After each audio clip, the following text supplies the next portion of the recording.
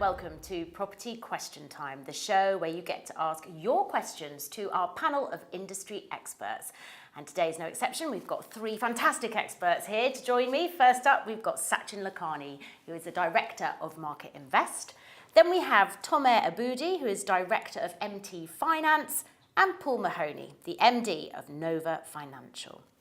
Right, welcome gentlemen. So I'm going to kick off with you, Satyen. So quite a long question we've got from a viewer here, and this is it. My situation is that I'm looking to buy an investment property, Offplan, a one-bed flat in London on a town that will get Crossrail. Prices have been increasing a lot in that area, and I think the strong rental market and demand will increase. The flat I'm looking at would be ready in Q2 of 2018. This is a very detailed question. It is a one bed, but at 330,000 is about 10% more expensive than other one bed flats in the area because it's a luxury flat. I was all set to buy until they told me that that flat was non-assignable, so I couldn't sell it to someone else until I'd have completed. My worry with this is that if I couldn't raise the money, I'd be stuffed as I couldn't sell it to a third party. Are there any other options? Wow. I know, it's quite a serious question. Someone really needs your help. Let's take the main issue with that question. Okay. The question of assignable contract to non-assignable contract. If it is non-assignable, as it says, you can't then sell that property on. Okay. So if you're going to enter into something like that, you have to be pretty sure you're going to get a mortgage. And in anything, when you are forward purchasing, maybe a year, two, when is that complete? Yeah, the second quarter of 2018. Right, okay. So you need to make sure that you've got stability in your job, in your life, in terms of whatever your money expenditures are. Because even if you speak to, and we would recommend, speak to a financial broker, get the advice now, but your situation may change.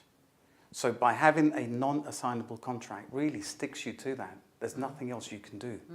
So my advice would be, first of all, negotiate with the developer before you enter into any agreement. Try and get that assignable contract, because by assignable, it allows you to transfer your rights to that property to a third party. That way, if whatever situation may change, you've got some room to maneuver. And then your mortgageability situation may change. It may even improve. Yeah. But at least you've got options there. Right. In terms of price compared to the local market, as the question says, you're buying a luxury property. It'll be new built. It's off plan. So there's always a premium you pay for that. And in an area like Crossrail, the demand is there. And if someone's going to rent a property, they'd rather rent a new property as opposed to a second-hand property. So yes, the price will probably be higher, but do your research, understand what the rentals are, compared to a new build, compared to a second-hand property. Okay. And I think you'll find out, from the figures, you'll find out which is the best way to go. Okay. But non-assignable, be careful. Try and negotiate to get that to an assignable contract. Otherwise, don't agree, don't confirm, and don't exchange on it until you've sorted your mortgage out. Okay, thank you. And this is why people come here for the advice, you see. So tread with caution. Absolutely. Is the message there. Right, Tomer, your question is so long, and I'm going to have to take a deep breath and possibly have a lozenge before I start. Right, here we go. I'll try and sort of really phrase it. No problem. So this person says, I currently own, it's literally an essay, I currently own 2 properties that I've purchased at market value that I've refurbished and let out successfully.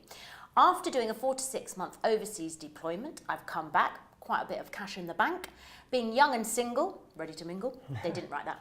I've quite literally no personal expenditure. And instead of spending money on other stuff, I've decided to invest the money. What I'm curious about is auctions. I've been to a few. I can get a mid-terraced house for between 35 to 40k at auction, which after renovating would be around 65 to 70k. I believe I can do a basic renovation for 10 to 15,000 within 4 to 6 weeks. Capital-wise, I've got enough money for a 10% deposit on the day, admin fees and renovation costs. I've been looking at business and bridging loans, and if I were to borrow 80% of the finance in a bridging loan, I could put the 10% deposit down of 4k on the day of the auction, and the other 4k from my own pocket to make up the whole 40k. That means I've put 8k down of my own money and borrowed 32k in a bridging loan. And then I need more money of my own, and then I'd have to turn it over quickly and get a mortgage. pay the bridging loan back, and then I'd have a property that's cost me, wow, 18 to 23k to buy and renovate. I'm aware of pitfalls and I'm not work shy, but I'm wondering if my train of thought on the finances is correct and realistic. Did you follow? I did follow. Wow, I followed. I'm not sure the I numbers did. might have been lost somewhere, Yeah, but yeah. it sounds like he's an experienced guy. So, Yeah, well, it sounds like he's lady. done his homework. Yeah. Definitely, for sure. The numbers, okay, so going to an auction with ready-made kind of finance agreement, whether it's with a bridging lender or another, some sort of finance house. I suppose a bridging lender because they can act quicker. Yeah. That is probably the best option to go down, because then in your mindset you can go bid comfortably, say, I know I'm going to get this property. I know in theory, or actually more or less definite, that I'm going to get the money from the bridging lender I'm speaking to. Mm-hmm. Then you can complete, refurbish, refinance, probably rent it out, get a refinancing, and go into a buy-to-let mortgage. Numbers-wise, with regards to the 80% he's looking to borrow, and not many bridging lenders go up to that kind of level. Right. A lot of bridging finance typically stops at around 70%, 65, 70%. You do have other lenders going 75, 80%. The rates might be a lot higher than what the gentleman might anticipate or expect. Therefore, he has to build that into his costs before going in. So I suggest definitely doing your homework in more detail, making sure that the costings in your mind are actually what are factual, what it's going to cost you, whether there is a profit at the end of the day, and whether you're going to be able to rent at the right levels. But the trail of thought is definitely correct. I mean, I would definitely speak to an advisor or to a bridging lender directly and see what kind of options are available to them. But I think on auction purchases, there are always stuff which is available. Yeah, and actually probably that lengthy research is a great sign, isn't 100%. it? He's really thought about all the figures and what's He's involved. definitely not, he's looking to the pitfalls, he's looking to any particular scenarios which might hinder him. He looks like he knows what he's doing, and I think it's the fact that he's happy to do the work himself, I think helps with regards to minimizing the amount of work that he has to, the amount of money he has to spend on it. But I think just making sure that the research and what he can afford at the end of the day is actually there, because the loan, the LTVs that he's looking at are slightly toppy to what a lender can really provide. Okay, would you agree with that, Paul? Would you say? Yeah, I'd say so. I think the main thing there is making sure that you can actually get the finance. Yeah, exactly. I've seen many cases where people have bought at auction not realising they're committing to the purchase and then potentially not being able to get finance. One way of having security around that would potentially taking the bridging against an existing property, so then he actually has the money. Right. Whereas if it was on the property he's buying, the bridging company could say no, and he's already committed. Yes. So making sure you can definitely get that, otherwise you can find yourself in big trouble, not only for your deposit but for the balance, because they can sue you for that. Oh, yeah. He's in There could be another option for him, which is not written down, that on the properties he's got, he could perhaps refinance those to see what he could raise on that. Exactly. And that would give him some comfort that he's got money on that. He's in a lucky position that he owns 2 others, so he can do those. Yeah, So there's a few options. that would definitely make sense in his position. Someone else who doesn't, suppose, make sure they do the research, but I think, as Paul mentioned, I think that's a very, very good idea. Because then you've got a house which is already standing, you know the kind of values, any lender will go in there, value those in advance and make sure and say, listen, in theory, we have got you a loan subject to you being able to purchase this asset. But those are secured against the other 2 assets that you have. Okay, thank you. Right, Paul, I've got one for you and it's a bit briefer. I wanted to follow in my grandfather's footsteps and develop my own property. I've already got my eye on a good plot of land I know I can get for a good price. What are the steps I'll need to take in purchasing the land and to begin development on what will hopefully be my new home? Right. That's quite an exciting proposition, isn't it? How much time do we have? Yeah. Obviously a very high level answer. There's a lot of steps that need to be followed. Okay. I'm a big believer in focusing on the outcome rather than the way of getting there. Okay. And then I suppose the reason I say that is, does he need to develop it himself? That's one thing to consider first. Yeah. Because potentially he can get a good property that he hasn't had to do himself, and therefore maybe it's an easy way of getting there. But that's just a suggestion. If that's definitely what he's doing so far as doing it himself, then of course he's going to have to do his research so far as the location, is that where he wants to be? If it is, then great. He needs to go through a conveyancer to purchase the land. He may need finance on the land. Finance on land can be a bit more difficult because obviously it's not, it's not really property. It's just something to be developed. So again, potentially something. Can you get mortgage on land? Well, you can, but it's a different type of mortgage. Okay. So that's worth considering. What finance is available? Okay. And I suppose before all of that is speaking with an architect so far as the design, a main contractor. That's probably the most important thing, I'd say, getting a trustworthy main contractor, working out how much he wants to be involved. Is he actually going to be the developer, manage the process himself, or is that going to be completely outsourced? I think we've all heard horror stories of main contractors not doing the right thing and taking far too long, and the time thing, it is obviously time sensitive if he's going to have finance in place. So he doesn't want things dragging out too much, therefore costs building up. Other things that we've seen happen is recessions hitting whilst you're through the build period. Again, that can cause major issues. So there's, I'm not trying to be negative here, but there's a lot to consider. Probably too much to cover in this short answer. Sure, yeah. But making sure that each of those steps are very succinctly planned out. He understands what he needs to do, what he needs to outsource, what professionals he needs to talk to make sure he's covering each of those bases to make sure that it's a success at the end of the day.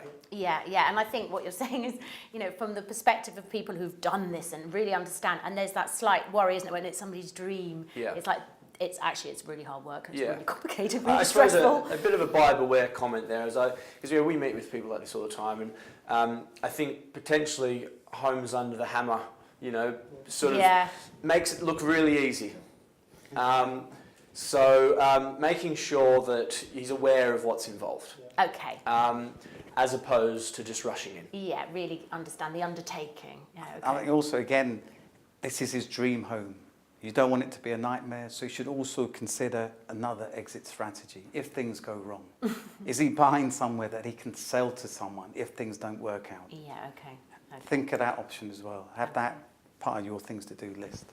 Great advice, thank you so much. And that little section is over. That is part 1 of Property Question Time. But don't move a muscle, we'll be back after this short break.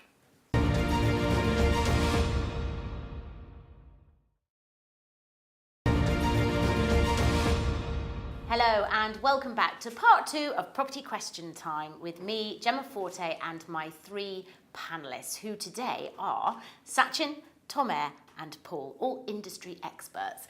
Right, in the show, occasionally we like to have a little golden nugget, a little nugget of amazing advice. And Paul, I'm going to pick on you. Have you got a golden nugget for us, please? I do. And we were discussing this earlier. It's with regards to the growing value of advice when it comes to investing in property. In the past, property investment or property purchasing for buy-to-let has very much been a DIY type activity. People have viewed it as easy. You jump on Zoopla, you buy a property and you hope for the best. With all the recent changes with regards to tax and mortgage serviceability and changing dynamics in the economy and locations, it's becoming more and more important to seek advice because things are becoming more complex. With regards to planning for tax, planning for ownership structures, finance, what areas will perform the best based upon various drivers, it makes sense to seek advice from somebody with experience. Yeah. Making sure, I suppose, even if you are quite good at this thing, if you have quite a lot of experience, as individuals, we're all limited by our resources. Yeah. So making sure that you're at least getting a sounding board.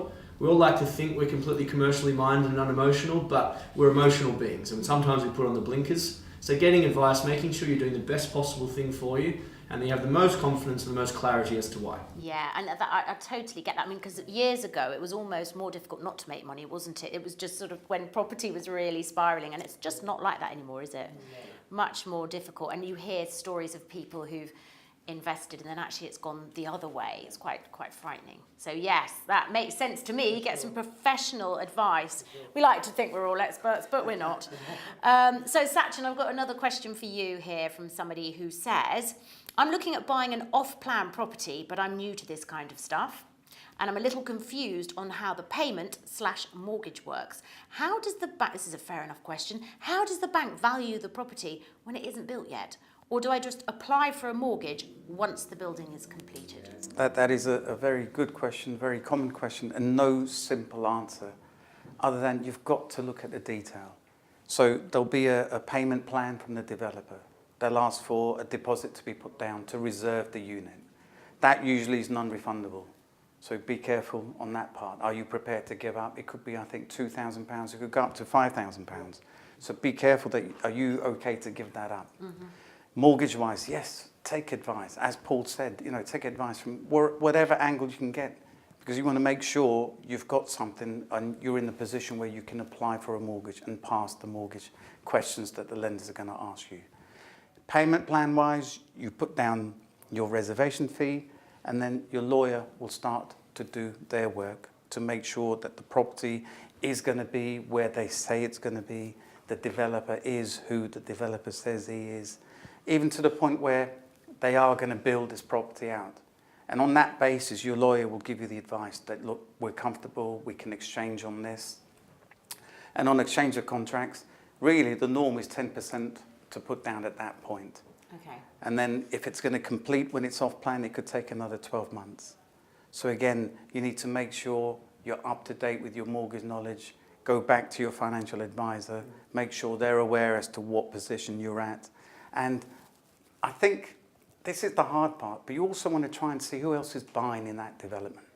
If you can find that out, it'll give you some comfort as to what they're doing. Okay. So try and see if there's a property forum or set something up, make some inquiries, ask the developer who else is buying. Yeah. They may not give you a name or a number, but there may be an agent involved. Mm-hmm. So the more questions you ask, the more answers you get, and then you can make a learned decision. Yeah. Don't just go in blind now. I suppose there's a little bit of time where you could change your mind as well. So during that time, just be really thorough. Well, hence the reservation fee, because once you put that down, you're not likely to get that back. Mm-hmm, mm-hmm. So you want to make sure you're in a stronger position before you put that down than later on. Yeah, you're both nodding away. That seems to make sense. I think also, if depending on the value that you anticipate this is going to stack up to, do your research on the local area. Yeah. Is it realistic?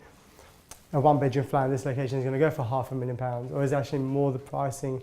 Is it going to be 350, 400,000, or whatever the pricing is? I think it's important to do your research, throughout, because when buying off plan, you're buying as a GDV, gross development value, and at the end of the day, that might not come about. The market might not go up as much as anticipated, or as much as they're telling you will do. Yes, so make sure that is better off sometimes to buy something ready-made now, maybe a brand new development which is actually already finished, or an older style property, but at least you know what you're buying.